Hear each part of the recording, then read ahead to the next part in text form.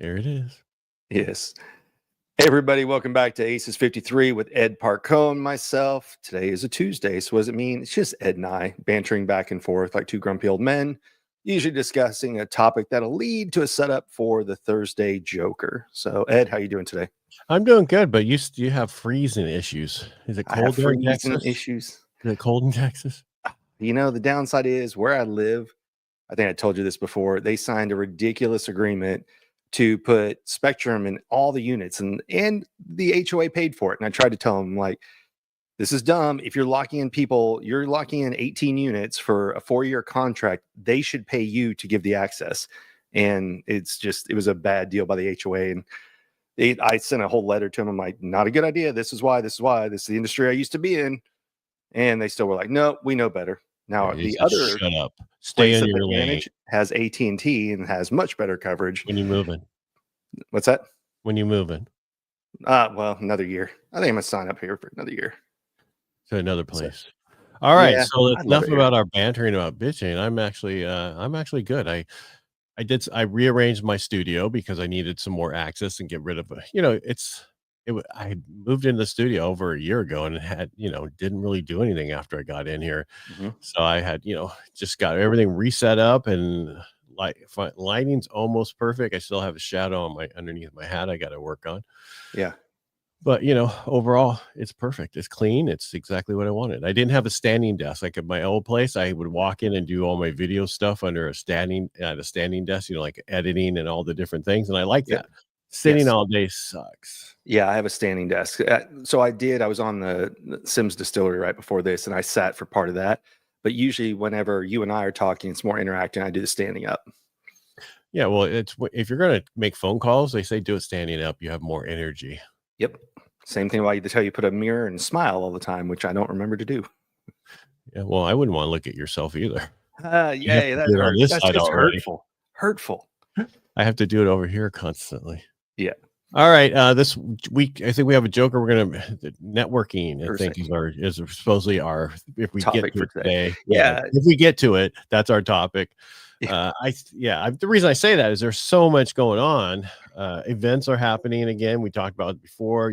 When you go to an event, what's the most important thing? Listening to the speakers? No, networking with the people in the audience and other people. Yeah. Well, I have a post that was ready to go live if this dude Ed would ever answers text messages about the picture, but is that what that picture was about? That was a horrible picture, dude. I was so fat in the picture. That's why I asked, do you have a picture from when we hung out in Vegas? But I don't have a picture. I don't think we took a picture. We took one to send to somebody. I don't remember who it was, but anyway, so I've got a whole post written up. This is Ed 60 pounds ago. You could have said. This is a picture that made Ed lose all his weight. Of you and I somewhere, but the whole post was about people that I do things with now are people I met in networking events. So Joel, use that picture. I don't care. That's fine. Okay. Yeah, you and I met so going in chronological order of the people I hang out or do things with regularly that I met through networking was Joe Ingram. He and I met on a virtual mastermind in 2019, and I consider Joe a very close friend. We talk, we text, we give each other business, all kinds of stuff. Then I met you in 2020, 2021. There you go.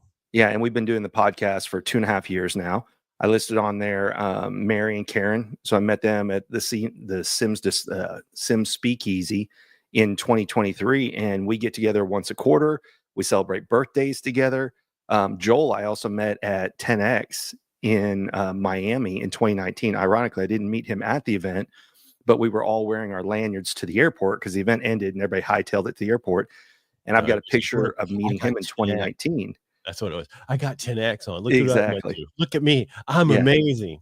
But that we met in the Centurion Lounge, and I found the picture, and now here we are, multiple years later. He's handling my marketing and everything, and him and his team kick ass at doing it.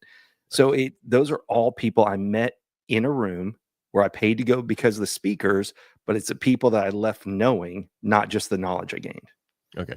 All right. So speaking of people helping, the new place that I picked up, oh my God, what amazing.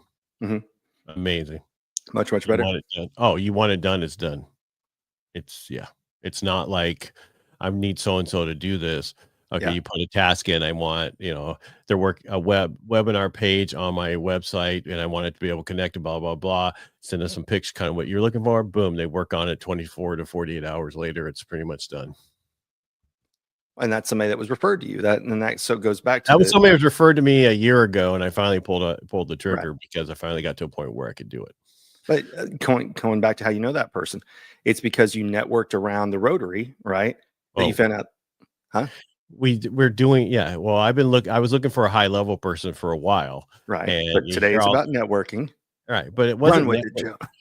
what I'm getting is Rotary's not networking, really. I Right. mean, it's just we're there to give back, a service club, that kind of stuff. And then I was talking about something, and he was saying how he's high level, and then we started using it for our club, and Right. that's how I found out how good he was at it. I know, but today's But networking. I understand what you're saying, but that wasn't the. I guess it technically would be networking, but I'll give you that. Okay. Well, let's get back to networking. It's not what you know, it's who you know. Is that what you're trying to say? I'm trying to say when you're paying to get in the rooms to watch the speakers. I don't pay to get in the room in Rotary. I donate. No, I know. But we're talking about the original topic. It's don't just go for the speakers, go for who you can get to know. So while you can go for knowledge, it's who can you meet while you're there. And that was just kind of the whole thing. You, Joe, Mary, Joel, all people I met at networking events that I'm doing business with in some form or fashion, or have created my tribe around, because especially, and you and I've talked about this on several things. If you're an entrepreneur, your 9-to-5 friends don't get it. And I say that as somebody who was a 9-to-5 person and I didn't get it. So you have to surround yourself with people who understand the challenges you're going through, what the day-to-day strife can be, when you can celebrate. Using here in Dallas as an example, there was a girl who worked really hard and even drove Uber and did some other things. And when she paid off her townhome, she couldn't tell any of our friends because they were jealous that she made more than they did. And so rather than being able to go, oh man, look at this, because of staying in and taking up a second job, I was able to pay off my townhome. She had to keep it quiet. So that's what I love about networking is you're already in rooms who are paying to be there just like you. Maybe that's your new circle of 5. Maybe that's the new people you want to partner with. You need to get rid of those other friends. Those aren't friends. Yeah. Right. If friends don't support you, they're not your friends. I know, but people don't get that. I didn't get it for a long time. I thought it was proximity and repeat and rinse. Proximity, repeat, and rinse. Yep. I guess it kind of is, but that's not really how it works. So, any comments or anything today we need to get to? No, none so far. That's why I'm checking. It's hurting. It's hurtful. Yeah. No, but the long story, I mean, it's like Courtney Buford in Las Vegas. I referred him a bunch of people who are moving to Vegas and other stuff, and we met him at a Steve Sims event. And he is a kind of a pain in the ass, and he doesn't come out when you go to Vegas. Hey, we're gonna meet. Yeah, we're gonna meet, but don't bother me after 5:30 because I'm in my pajamas already, and I don't come out after that. I'm like, how old are you? Yeah. Well, and you're really good at networking. That's one thing that, I'd go to these events as an introvert and kind of sit over there and you'd be like, have you met my friend Brian? Kind of like if you've ever seen How I Met Your Mother. You're good about going, talking to people, figuring out what do they do, who should you connect them with. And that's another point. You don't have to go just for you. Going to see if you can solve people's problems. So if you go to an event, you meet someone, who do they need to know that you know? So being the connector is invaluable in a lot of ways because people remember what you do for them and it's not always about you. No, well, I go to talk to people, and then if I know that this person should talk to this person, I'm going to connect them because that is what I want somebody to do for me. If they know somebody that I should be talking to, you need to talk to Ed, or that's how it should be. We should be helping each other, and that's how we build who we are and grow our network is by who we help. Yeah. Well, there's, Amberly has her event here in Dallas. Matter of fact, one's come up in April. People who don't know who that is. Amberly Lago, Lago. She does an unstoppable mastermind here. That's a 2 days, 3 days in Dallas. And I went last year because I'm friends with Amberly, and I walked in and the room was amazing. It was a room full of women who supported each other. I've been in a lot of rooms where they tear each other down, but this was a highly, highly supportive group. But there were 2 individuals who I happen to know them individually. They both joined the mastermind. So what I do, I'm like, hey, you both just signed up. You need to know each other. And they hung out over like Valentine's Day weekend. They went and did a wine walk or something like that. But it's about connecting people who are separate from each other, but they have a common good or a common reason for knowing each other. Right. There was a gentleman who was an insurance agent who would talk to people, and then he would like invite one to lunch, and then he would turn around and invite another one to lunch. They had no idea. He'd show up at lunch, they'd both be there, and he's like, I wanted you to meet. Lunch is on me. Have a great time. And then would leave. And that's how he built his insurance business, is by doing that. And so, yes, that's self-serving, but to a point where if you're helping people, they'll remember what you did for them. And that's what it's about. Well, and what's funny is people are good about that on social media. Like you go to an event and people are tagging each other left and right on Instagram, LinkedIn. Look, I was just at this place with this person, but not necessarily thinking like, how can I help people offline as well? Who do they need to meet? Who can I introduce them to? A lot of people, it sucks, but everybody asks it like, oh, what do you do? And I get that it's a networking event, but most people, you need to start off like, hey, what challenges are you with? Who are you looking for that I can introduce you to? Is a completely different conversation. So you shouldn't ask them if they're single? No, not usually. You just look for wedding rings. That doesn't mean anything. A lot of women wear wedding rings so people don't bother them. I actually have a friend who she wears one. It's a faker, just because she's like, I'm a woman in IT. It's just better to have one. Everybody assumes I'm married. Good to go. And then only the crazies will ask me out. Yeah. There's some very bold people, no matter where you go. That's the interesting thing, is at conferences and things, people are away from home, and sometimes they have a completely different personality when they're out there. But sometimes, yeah, there's in Dallas, God, you could almost go any day to a networking event. There's one here called Last Tuesday, that the last Tuesday of the month, they're at the Ritz Hotel inside their bar. It's a great networking one. A new app just came out. Let me see the name of it. And it's either really brilliant marketing or it's their thing, but it's called, is it Circle? No, hold on one second. Got too many damn apps. Clock Out. And their whole way that I discovered them was there was this social media post that said, people are really upset at the rejection letters they're getting for this networking group. And of course you apply because you're like, well, am I going to get rejected? No. And so far, nobody I know has been rejected. So it's brilliant FOMO advertising. But it sends you connections every day. So it's kind of like a forced LinkedIn, where they're doing, well, it's not forced. LinkedIn meets dating, and they'll send you a few people. Hey, go look at this person's profile. Hey, do this. And then they set up little meetups that are local. So there are so many different ways to go and network. And if you're like you and I, where you work from home, it's good to get out and go network with people. Yes, you have your radio shows. Yes, I do podcasts and things. But being in a room with someone is completely different. Completely different. I go to the office at least once a week. To shower? No, I go down there to see if there's any mail. I talk to so many people throughout the day. I mean, I'm probably on 4 or 5 different podcasts or so, and I'm not bragging, I'm just stating. So it's like you're going out and talking to people, and you talk to people all day long. I don't want to go out and talk to people. I don't want to be bothered when I have work to do. And that's why I like the fact that I have my studio at my house now. And also I do a lot of work from here. And that way, if I go to the office, only if I have to, or at last resort to meet somebody. Everybody else works from home, and I have now VAs. And so what else do you need?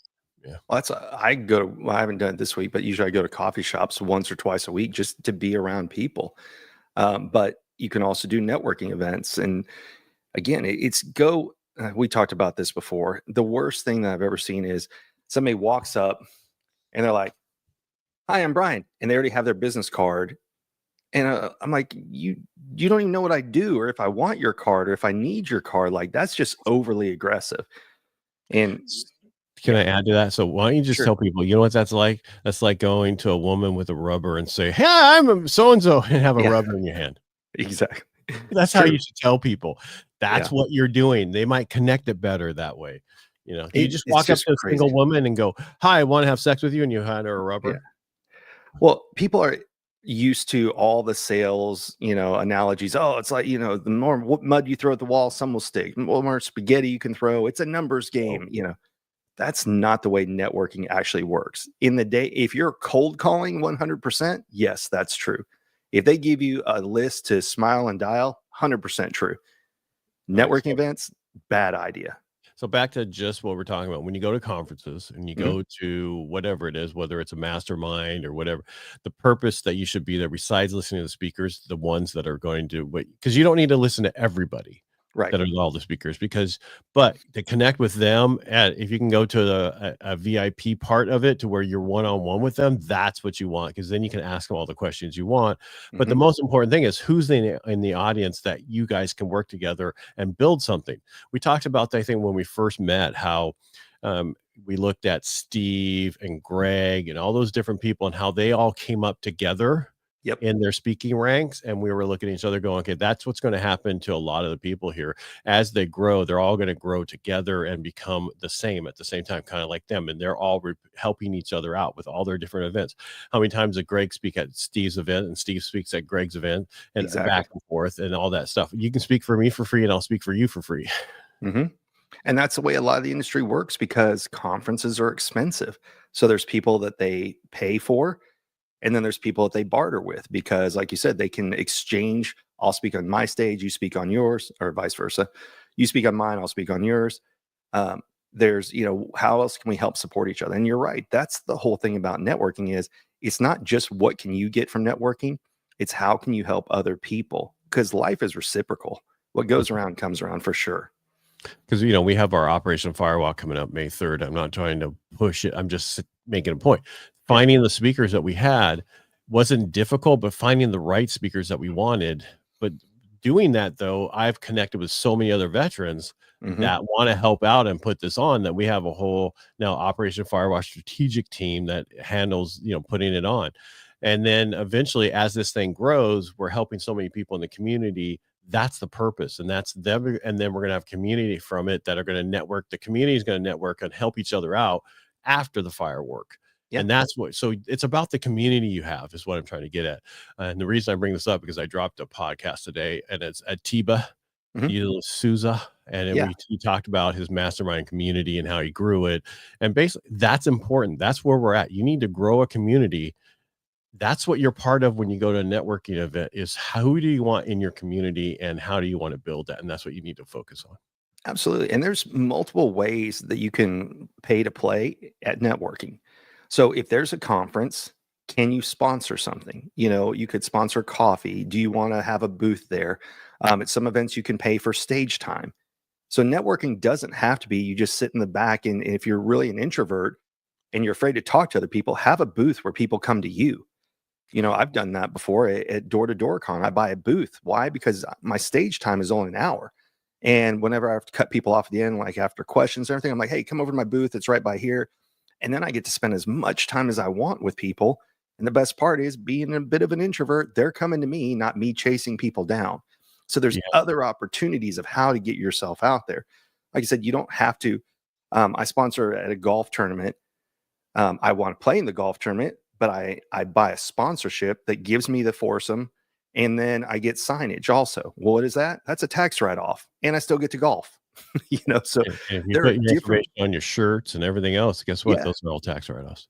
exactly. And that's when people hear, oh, networking, they think of some just boring room full of people that's probably well liquor at an event, or it's a cash bar, and they're wondering, oh, who's going to be there? But there's so many different ways to network. Yeah, but that's not a chamber event. Well, right. I'm just saying, like the one I mentioned, The like the chamber, I know, but the chamber yeah, events are those type of events. Your community, and it's like, why do I want to go there? Because the people who are going there are always trying to sell you something, and yes, I don't want to go there.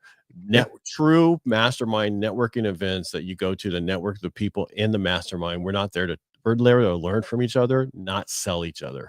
right. Well, you mentioned before we got on that you're going to one in April, Yeah. right? That you're going because the caliber of people who are in the room, in addition to what they're going to teach you. It's the ultimate win-win. You know what they pay to be in that mastermind. You know the people who are organizing it. You know they always give great content. So you're going in for knowledge, but then you're going to add networking to it. Well, it'd be nice to see some of the people I haven't seen in a while, Yeah, just because I haven't been to certain events, and it's important. That's, I mean, because in my actual mortgage business kind of stuff, I don't want to go to those events. yeah.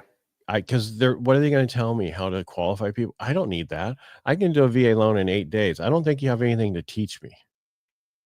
you know, you might be asking me how I do it. That would be a problem. Because then Yeah. I'm just kidding. I don't have a problem. Somebody asked me the other day, how did you do it? And I explained to him. He's like, oh, wow. I totally get it. And he used to be in the business. And he asked me to do his transaction recently. He goes, will you do my transaction? I'm like, now you talk to me? Yeah. He's been busy and everything. Before it was, well, no, it was just, he was busy doing a bunch of stuff. And I tried to connect with him before. And again, us vets are weird. We have issues that people don't understand that we have. And, you know, and stuff like that we need to deal with. And sometimes we don't want to be bothered, and that's okay. You don't, just like I was talking to somebody else about, he's an introvert like you are. And I'm like, people don't understand what that really is. It doesn't mean you don't want to talk to people. It just means when you want to, but then you got to go back and recharge afterwards, and you don't want to be bothered by anybody when that happens. See, I'm a introverted extrovert, and I don't know how to always start talking to people, hence why it's learned face reading and body language. But once I get to know people, I'm one of the last ones standing. Like, I want to stay and talk to people, and let's go do this and that. That's not what I'm. So an introvert is somebody who, after all that, you got to go home and recharge. Yeah, like Steve. Steve, what was the story? One of the times he got up on stage, spoke, and he was so wiped out, he went back to his room. And it turned out they called him back because he won some award, and they had to go get him out of his hotel room. So, yeah. But, networking, like we're talking about, it doesn't have to be a networking event. It can be go to a seminar. It can be join a mastermind. Masterminds, that's the whole thing I'm learning. Like, I just joined 2 other ones, and I'm just plowing through, like adding people on LinkedIn. And once I get to talk to them, because I was so raised in a 9-to-5, get their business card. That's the only way you connect with people. Give marketing their business card. They'll handle it from there. And being in my own business now, I need to add people every way I can. Can I get them on LinkedIn? Can I get them on Instagram? Can I get them on, you name it? How do you get them into your community? What will they opt into if you're speaking on stage? Networking is such a vast thing. It's not what people think it is. They think it's a one and done in-person exchange, and it's so much more than that. Right. It's what are you going to put into it? It's like a good relationship. It's, again, it's like marriage. You have to put time in, or it's not going to work. Yes. Yeah. I mean, kids, you could just throw them to the curb. No one cares. Well, my kiddo's at a resort right now, and her mom sent me pictures of her like meeting new friends. Because as a kid, you're just like, "Hi, my name's blah blah blah. What do you do?" And as adults, it's like there's a what do you call it? A interview process instead of just like, "Can we just be friends?" Well, no, I think there's just things that have happened to us in the past that we're more guarded to who we talk to and everything, because things have happened to us. Sure. That's different. As a kid, it's all new and no one's taken advantage of you yet, or done something or said something bad about you and lied about you, or did this and told everybody all this bad. I'm just saying in general, that's why we're more guarded to a point where who we let in. That's why you have to go to a good mastermind and see who's in the audience. I mean, because even at the one we met at, there was people that you didn't know that had come there, and then they were asked to never come back. Right. And how they tell them that is they just refund their money every time they buy a ticket. Yeah. And say, here's your money back. We don't have room for you. Well, and that's a good point. Just like we talked about before, you have to cut. If you're in the wrong circle, you either leave that circle, or you start adding in new people and subtracting ones that you don't want in there. I've been in different masterminds where they've asked people to leave because they were doing damage to the mastermind. Right. And and there's a lot of, if you're a speaker, if you're paid to be on stage, the general rule is you don't pitch anything. If you're being paid less, or you're not being paid and you volunteer, you're allowed to pitch.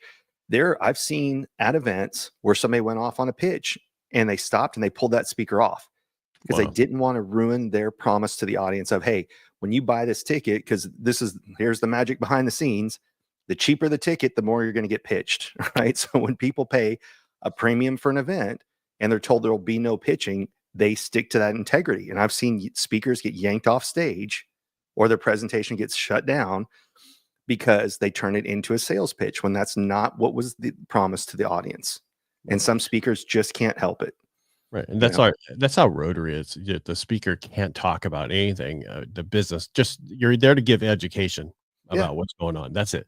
And we had somebody come a long time ago and start trying to sell somebody, and they yanked them off stage, and they reprimanded that member who referred them and said, "Hey, you need to make sure that in the future, if you refer somebody to be on here, that they understand the process. It's Yeah. just about education."